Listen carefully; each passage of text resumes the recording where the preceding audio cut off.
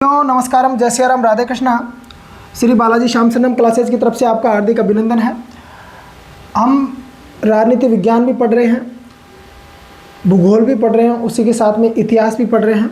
लेकिन पॉलिटी के अंतर्गत, राजनीति विज्ञान के अंतर्गत हम भारतीय संविधान के अनुच्छेद 1 से और अनुच्छेद 147 तक का अध्ययन कर चुके हैं। बिल्कुल ट्रिक के साथ में अध्ययन कर चुके हैं। आप सबको विदित है कि भारतीय संविधान 2 वर्ष 11 माह और 18 दिन के अथक प्रयासों के बाद में बनकर तैयार हुआ, जिसमें 395 अनुच्छेद हैं। 395 अनुच्छेदों को 22 भागों में बांटा गया है मेरे साथियों, और हम अब तक 147 तक का अध्ययन कर चुके हैं।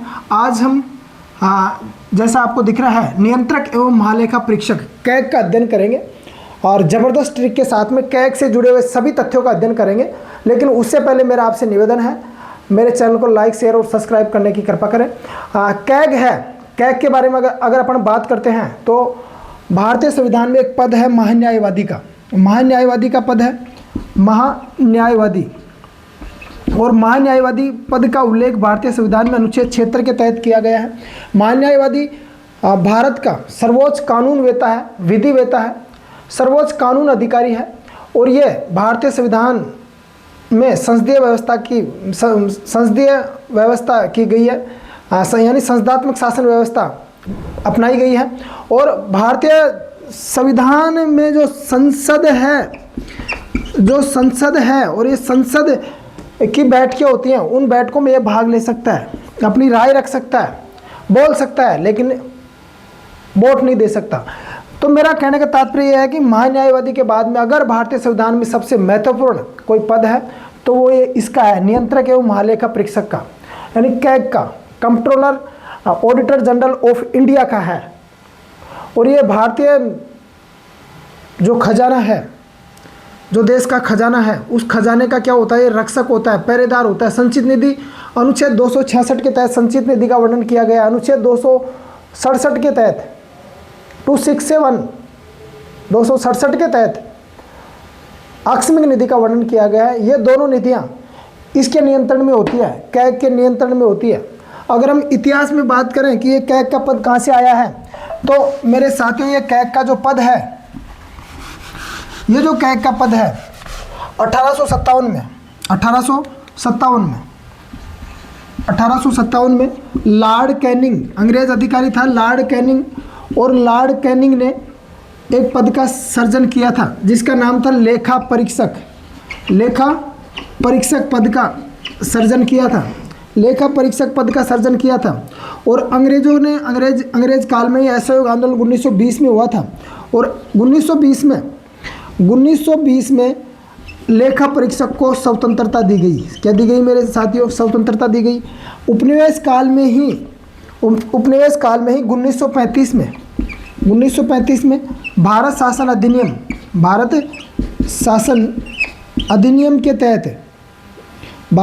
अधिनियम के तहत संघीय न्यायालय की स्थापना की गई। और ये जो संघीय न्यायालय है, ये आगे चलकर सर्वोच्च न्यायालय का स्थान ले लेता है। संघीय न्यायालय का स्थान कौन ले लेता है? सर्वोच्च न्यायालय ले लेता है। और सर्वोच्च न्यायालय का उल्लेख भारतीय संविधान में 122 से 147 तक किया गया है। इसका वीडियो चैनल पर अपलोड कर दिया गया है, वहाँ पर आप जाकर देख सकते हो। तो मेरा कहने का तात्पर्य यह है कि 1935 में भारत शासन अधिनियम के तहत संघीय न्यायालय की स्थापना की गई थी, और संघीय न्यायालय के जो न्यायाधीश थे, इस न्यायाधीश के समान कैग को, इसको लेखा परीक्षक को दर्जा दिया गया। किसको? लेखा परीक्षक को दर्जा दिया गया। इसके समान, एक न्यायाधीश के समान लेखा परीक्षक को क्या दिया गया? दर्जा दिया गया। अब मेरे साथियों आगे क्या होता है? 1950 में इसी लेखा परीक्षक का नाम बदलकर क्या कर दिए? कैग कर दिए। कैग का मतलब नियंत्रक एवं महालेखा परीक्षक, controller auditor general of India, नियंत्रक एवं महालेखा परीक्षक, इसका नाम कर दिया मेरे साथियों। और महत्वपूर्ण पद है, भारतीय खजाने का पहरेदार है, रक्षक है।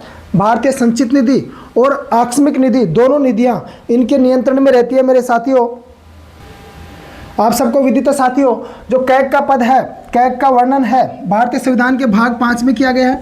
भाग 5 में भाग 5 में किया गया है।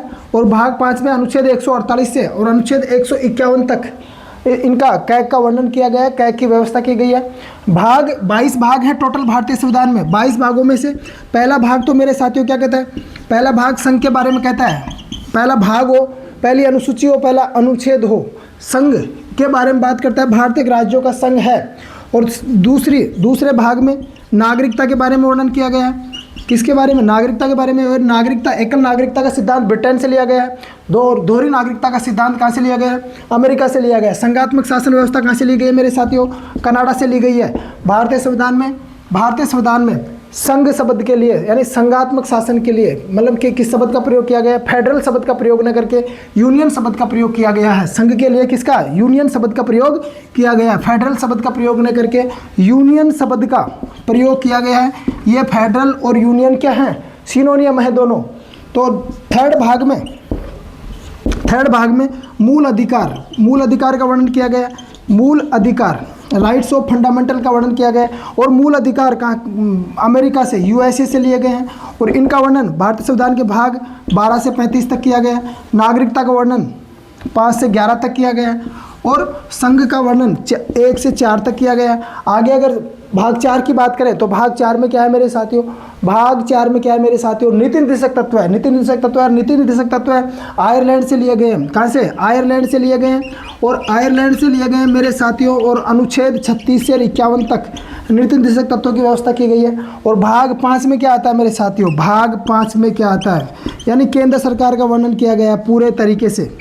हाँ, अनुच्छेद कहाँ से कहाँ तक, अनुच्छेद 52 से और 151 तक भाग 5 का वर्णन है। भाग 5 का वर्णन है 52 से और 151 तक। साथियों आगे चलते हैं कैग के बारे में। बिना रूपरेखा बनाए कैग के बारे में अपन जानते हैं। जो कैग की ट्रिक है, इसकी जो ट्रिक है 48 से, अनुच्छेद 148 से और 151 तक की जो ट्रिक है वो याद रहेगी, खुद की निजी ट्रिक है।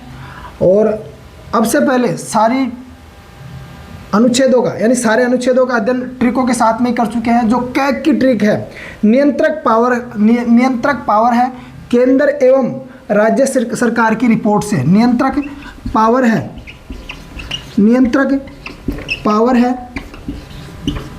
केंद्र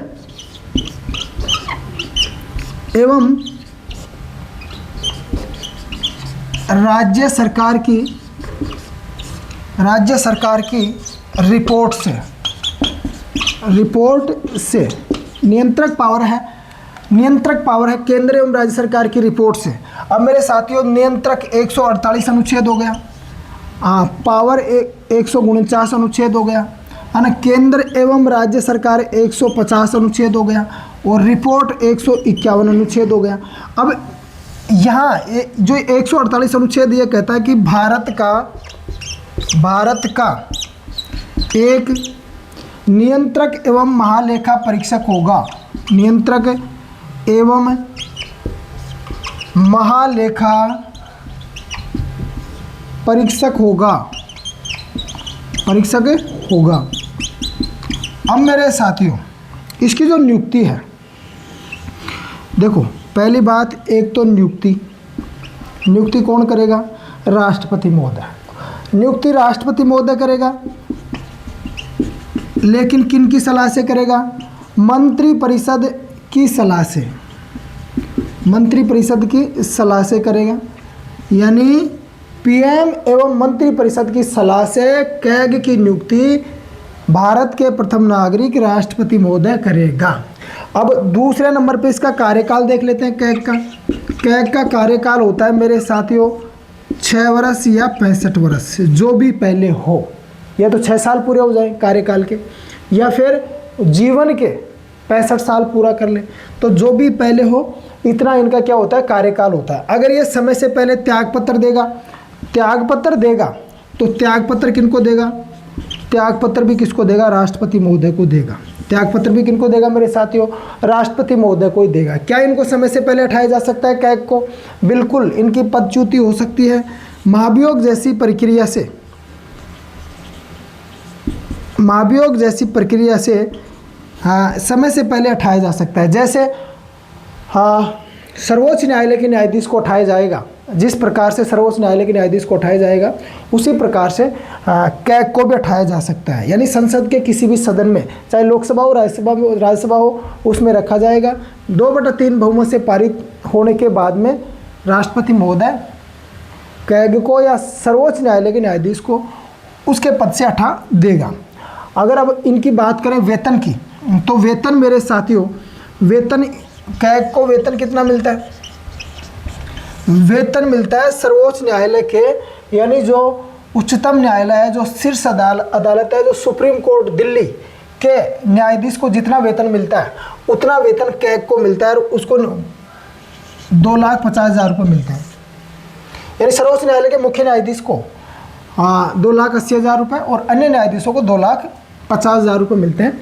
तो ये 2,50,000 रुपये कैग को भी इतना ही मिलेंगे। अगर योग्यता की बात करेंगे भाई, कैग के पद पर यानी नियंत्रक एवं महालेखा परीक्षक किस नागरिक को, किस व्यक्ति को बनाया जा सकता है, तो इसकी कोई योग्यता नहीं है। इस संबंध में भारतीय संविधान क्या है? मौन है। सीधे तौर पे ये कह सकते हैं कि वह राष्ट्रपति एवं मंत्री परिषद की नज़र में कैग के पद के लिए क्या हो, वो योग्य हो, उनकी नज़र में क्या हो, योग्य हो। तो 148 तो क्या कहता है कि भारत का एक नियंत्रक एवं महालेखा परीक्षक होगा, नियंत्रक एवं महालेखा परीक्षक होगा। कौन सा अनुच्छेद कहता है? 148, यानी controller auditor general of India के पद का क्या करता है? सर्जन करता है। 149 के तहत पावर का मतलब क्या होता है मेरे साथियों? पावर का मतलब होता है शक्ति, पावर, POWER, पावर का मतलब है शक्ति। तो इनकी 149 के तहत, अनुच्छेद 149 के तहत कैग की शक्तियाँ हैं, वो क्या क्या कार्य करता है, हाँ, इनका वर्णन 149 के तहत है। अब इसका कार्य क्या है मेरे साथियों? मेरे साथियों, इनका कार्य क्या है? नियंत्रक एवं महालेखा परीक्षक, मैंने पहले बताया कि 266 में संचित निधि है, यानी संग्रहित की हुई निधि, खजाना है 266 के तहत। अनुच्छेद 266 में क्या है? संचित निधि का वर्णन है भारतीय संविधान में, अनुच्छेद 266 में। और अनुच्छेद 267 में आकस्मिक निधि है। इसमें कौन सी है? आकस्मिक निधि। और इसमें क्या है? संचित निधि। भारत के जितने भी पदाधिकारी हैं, है ना, जो भी बड़ा बड़ा खर्चा होता है, इनको वेतन भी संचित निधि से मिलता है। विकास कार्य हो, संचित निधि। हाँ, तो आकस्मिक निधि 267, इन दोनों से, संचित निधि एवं आकस्मिक निधि से पैसा सही जगह खर्च हुआ है कि नहीं हुआ है, चाहे उसका आहरण केंद्र सरकार की हो या फिर उसका आहरण राज्य सरकार के लिए किया गया हो, किसी भी राज्य सरकार के लिए किया गया हो, तो उसकी निगरानी करता है, उसकी ऑडिट करता है। ऑडिट करने का काम किसका होता है? कैग का होता है। तो वो पैसा सही खर्च हुआ है कि नहीं हुआ, उसकी ऑडिट करता है कौन? कैग, नियंत्रक एवं महालेखा परीक्षक। मेन काम यह है। इसी कारण इसको भारतीय खजाने का या सरकारी मद का, गवर्नमेंट मद का, गवर्नमेंट फंड का रक्षेदार होता है, ये गार्ड होता है, ये पहरेदार होता है मेरे साथियों। तो मेन काम ये है इसका, इसकी शक्तियाँ हैं।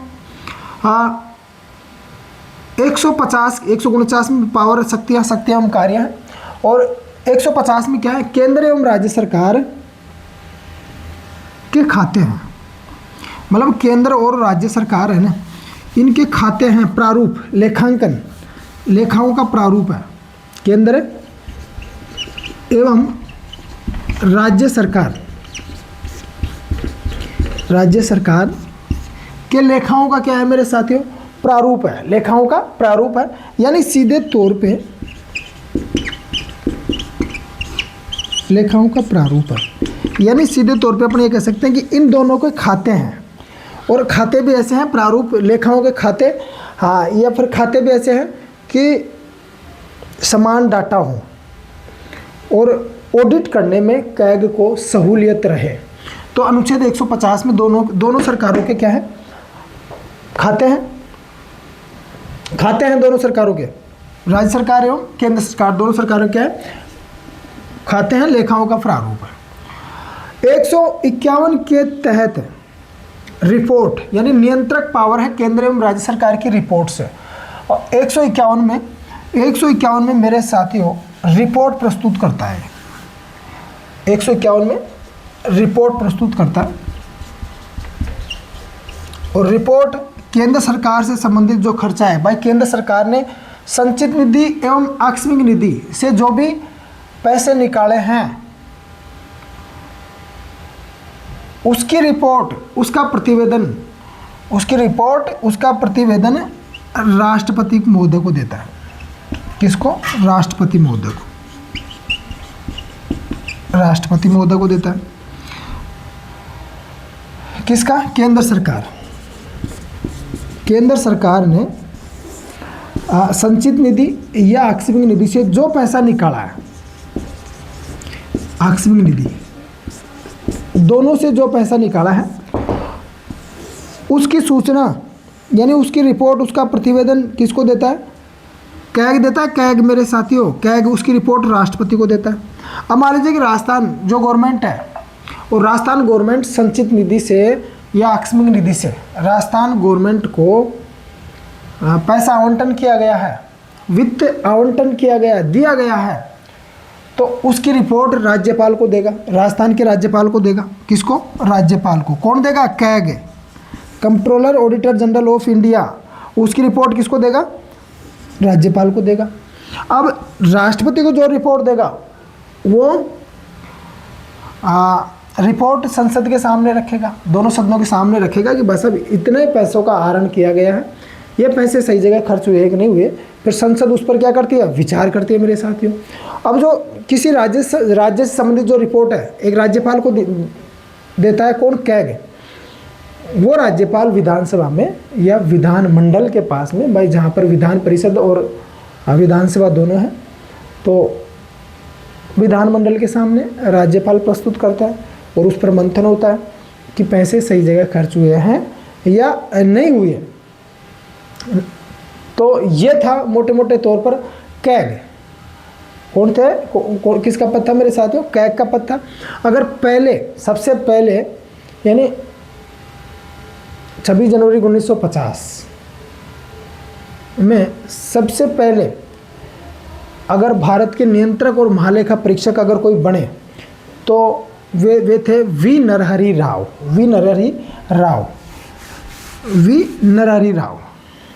प्रथम थे। वी नरहरि राव ये तो थे कौन? ये प्रथम थे। अगर वर्तमान की बात करें तो वर्तमान में के संजय मूर्ति भारत के नियंत्रक एवं महालेखा परीक्षक है। प्रेजेंट की बात है, प्रेजेंट में है, यानी वर्तमान में है। और ये कौन से है? ये पहले है, फर्स्ट है। आज तक यही मेरा आपसे निवेदन है, चैनल को लाइक शेयर और सब्सक्राइब करने की कृपा करें। जय जय भारत, जय जय राजस्थान।